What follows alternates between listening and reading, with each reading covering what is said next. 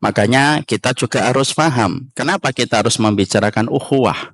Karena kalau kita mengerti di dalam kitab Iqtida' Shiratal Mustaqim, Imam Ibnu Taimiyah itu berkata, apa yang dikatakan oleh beliau? Yang dikatakan oleh beliau adalah sesungguhnya semangatnya kitabullah, semangatnya Al-Quran, dan semangatnya hadis itu sebenarnya satu. Bagaimana bisa mempersaudarakan antara muslim dengan muslim dan tidak membuat jurang pertikaian dan permusuhan antara muslim dengan muslim. Itu intinya sunnah. Jadi sunnah itu bukan hanya masalah fikih. Bagaimana kamu sholatnya sesuai dengan sunnah. Sunnah itu bukan hanya masalah umroh kamu sudah sesuai sunnah atau tidak sunnah. Masalah sunnah itu bukan masalah ketika Ramadan kamu sudah sesuai sunnah atau tidak sesuai dengan sunnah. Bukan hanya itu. Tapi ternyata sunnah itu adalah bagaimana kita di dalam mengikuti Rasulullah, memberikan komitmen kita ketika mengikuti Nabi. Salah satu komitmen kita yang kita dapatkan dalam sunnah itu adalah seberapa besar kita mampu merekatkan hati kita sesama muslim, karena sesungguhnya sunnah itu sebagaimana air yang mengademkan, dan sunnah itu sebagaimana jarum yang sifatnya merekatkan dan bukan sebagaimana gunting yang mengkoyak antara satu dengan yang lainnya. Itulah sunnah. Jadi sedih kalau kita artikan sunnah itu hanya sebatas sholat kamu. Kalau kamu menggerak-gerakkan sunnah, kalau tidak menggerakkan tidak sunnah. Kalau kamu tidak menggerakkan sunnah, kalau menggerak-gerakkan tidak sunnah. Kan sedih. Karena sesungguhnya sunnah itu bukan fikih semata, tetapi sunnah itu aturan besar, di mana salah satu poin besar dalam aturan yang dibuat oleh Nabi menjadikan kita saling bersaudara. Ustadz kok bisa mengatakan sunnah itu sifatnya mempersaudarakan? Ya, mana dalilnya? Oke, mari kita datangkan dalil supaya kita paham. Ibu-ibu, kalau kita sholat, kita ini kalau sholat berjamaah, maka Rasulullah Shallallahu Alaihi Wasallam memberikan contoh kepada kita, sholat kita berjamaah itu dekat-dekat atau jauh-jauh? Dekat-dekat. Bahu bertemu dengan bahu, kaki ketemu dengan kaki. Tapi kalau sudah diwakili bahu juga tidak apa-apa. Kenapa kalau kita sholat itu kita diperintahkan untuk berdekat-dekatan? Karena ternyata ada sebuah tujuan yang disampaikan Nabi. Hadhu bainal manakib wasudul khalal wala takhtalifu fatahtalifa qulubahum. Kalau sholat yang rapat softnya itu jangan berselisih. Berselisihnya hati kalian, berselisihnya soft kalian itu menyebabkan berselisihnya hati kalian di luar sholat. Artinya Nabi itu pengen mengatakan kepada kita, kalau sholat bukan hanya mencari kaki, tetapi mencari hati setelah sholat. Makanya sholat itu bukan renggang-renggang, bukan mentang-mentang masjidnya besar gitu. Akhirnya formatnya 3-4-3. 3-4-3. Itu main bola. Ya. Tapi di situ kita menjumpai bahwasanya itulah sholat. Sholat saja yang dilakukan 5 kali ketika berjamaah, itu ternyata semangatnya, message-nya kita di dalam soft sholat itu adalah melatih hati kita untuk saling berdekatan dengan mendekatkan bahu dengan bahu. Maaf, terkadang ada orang yang suka mencari kaki di luar sholat, tetapi mereka memusuhi hati ketika di luar sholat. Ketika pas sholat rapat, ketika di luar sholat ketemu, ketika mencari sandal tidak bertegur sapa, hanya karena beda ustadz. Yang ketawa-ketawa bisa jadi menjadi korban atau menjadi pelaku. Maka sesungguhnya terkadang kita tidak paham. Loh, ternyata urusan sholat kita rapat saja itu ternyata tujuannya itu apa? Melatih kita supaya kita saling bersaudara. Ketika kita diperintahkan, mangkana yu'minu billahi wal yaumil akhir falyakul khaira aw liyasmut. Barang siapa yang beriman kepada Allah dan hari akhir, hendaklah dia ngomong yang baik. Kalau tidak bisa ngomong yang baik, diam. Kenapa kita diperintahkan ngomong yang baik? Supaya omongan kita tidak menyakiti saudara kita. Maka diamlah kalau memang tidak bisa ngomong yang baik.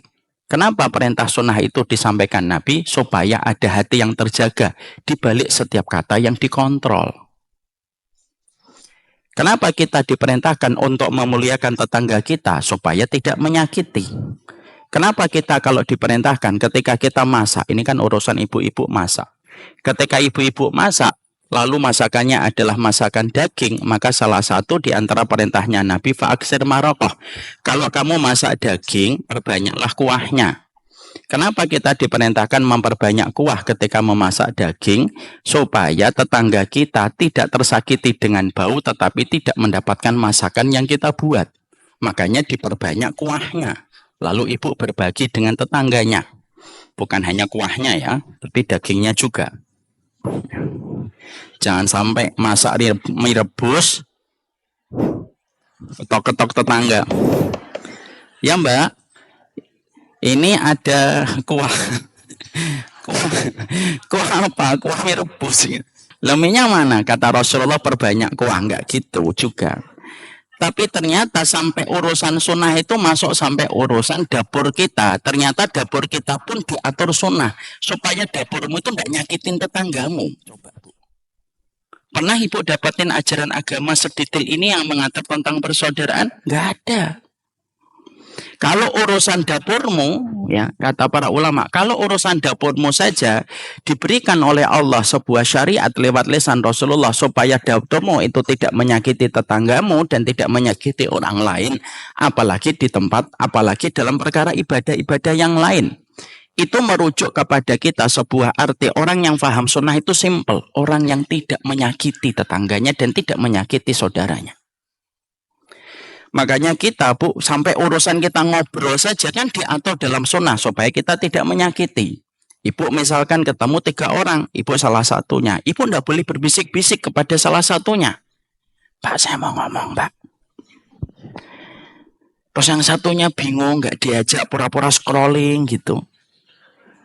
Akhirnya dia keluar dari pembicaraan itu, dia terluka hatinya. Bagaimana ada 2 teman saya berbisik-bisik di depan saya tidak diajak untuk berbisik-bisik itu, walaupun mungkin konten pembicaraan dan bisikan itu tidak mengenai kepada beliau, tapi akhirnya dia merasa tersakiti ketika tidak diajak berbisik-bisik. Makanya ibu kalau bertiga, kalau berbisik-bisik jangan sama 2, 3 bareng-bareng. Kalau sudah 3 ngapain bisik-bisik, ngomong aja. Ya udah ngobrol aja supaya ketika kita di dalam kondisi kita bersaudara itu tercipta tidak saling menyakiti ketika kita tahu aturannya. Ibu paham nggak? Sampai urusan berbisik-bisik diatur. Sampai ketika kita urusan misalkan kita datang, ibu tahu kalau ibu menjadi ibu menjadi doif. Ibu kalau menjadi tamu, misalkan datang ke rumah saya, yang alhamdulillah belum pernah datang ke rumah saya ini. Semoga Allah mengampuni dosa-dosanya murid-murid. Maka ketika ibu datang ke rumah saya, lalu istri saya menyajikan, misalkan menyajikan pisang goreng. Maka di dalam sunnah itu diatur dalam satu riwayat yang sahih. Kalau ngambil makanan jangan langsung ambil 2. Loh ini benar. Ibu jangan tahu ini benar, hadisnya ada. Kenapa kita tidak boleh mengambil langsung 2? Karena ketika langsung ngambil 2 tersakiti temannya ibu. Waduh, pisang gorengnya 3, dia ngambil 2. Tinggal 1. Sehingga kata Nabi ketika kamu datang bertamu lalu disuguhkan oleh sahibul baitnya kurma, jangan ngambil kurma dalam 1 tangkapan, kata Rasulullah. Itu bukan hanya urusan syariat, tapi ada sebuah message, ada sebuah pesan. Kenapa kita tidak boleh mengambil dan mencomot makanan langsung 2? Itu bukan masalah angka 1 dan 2, bukan. Tapi message-nya itu apa? Jangan nyakitin temanmu ketika sama-sama bertamu. Itu menjaga ukhuwah.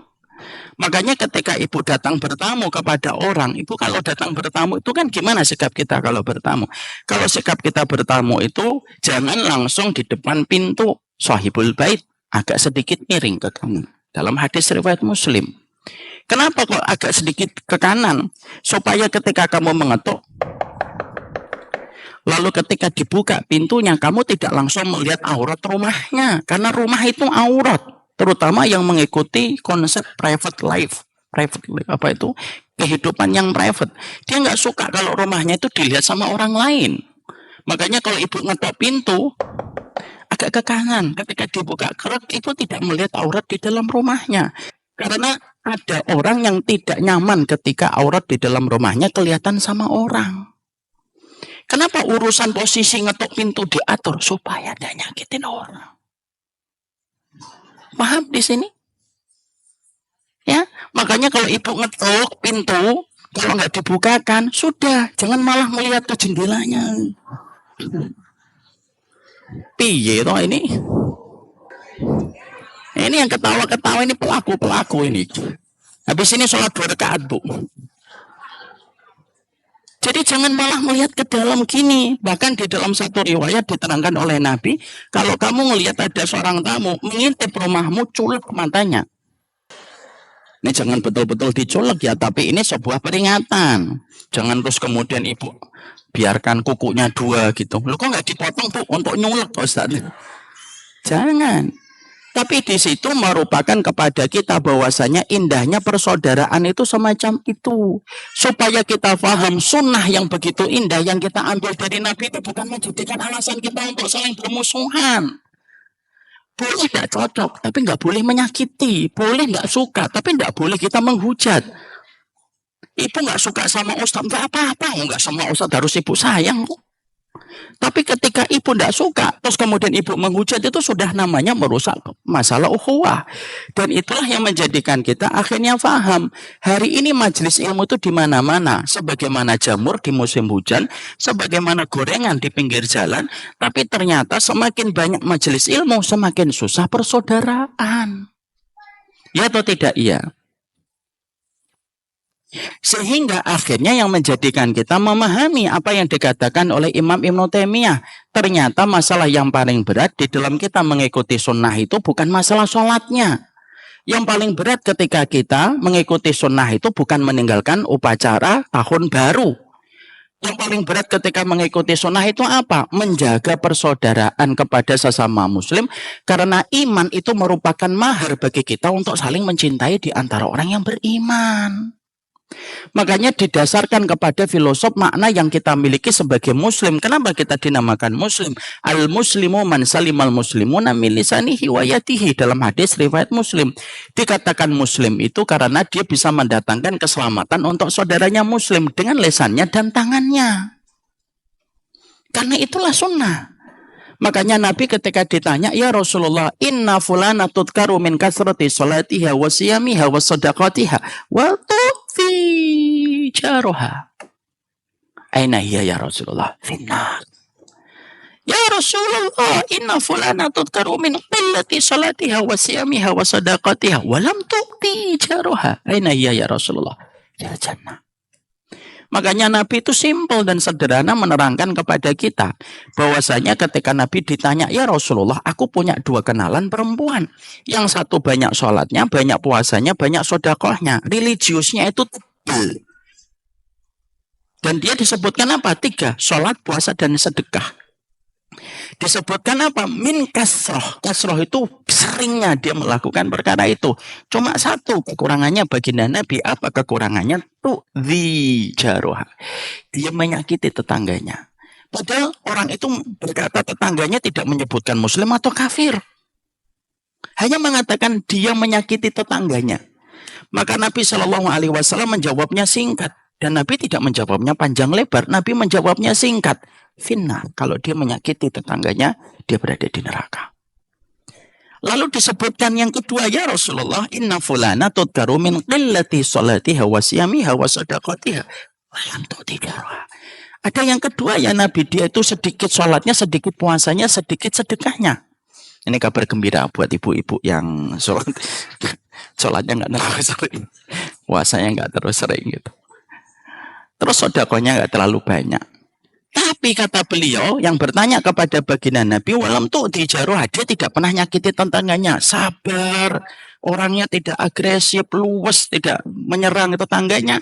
Maka kata baginda Nabi kepada beliau, hiya finnar, hiya fil jannah, dia berada di dalam surga. Ini memberikan kepada kita sekali lagi, agama ini tuh terbangun atas asas persaudaraan. Kulit boleh berbeda, jilbab boleh berbeda, tapi hati tetap harus sama bahwasanya mahar yang menjadikan kita saling bersaudara itu adalah karena Allah semata. Makanya maaf, ada yang namanya memaafkan itu lebih utama daripada yang meminta maaf.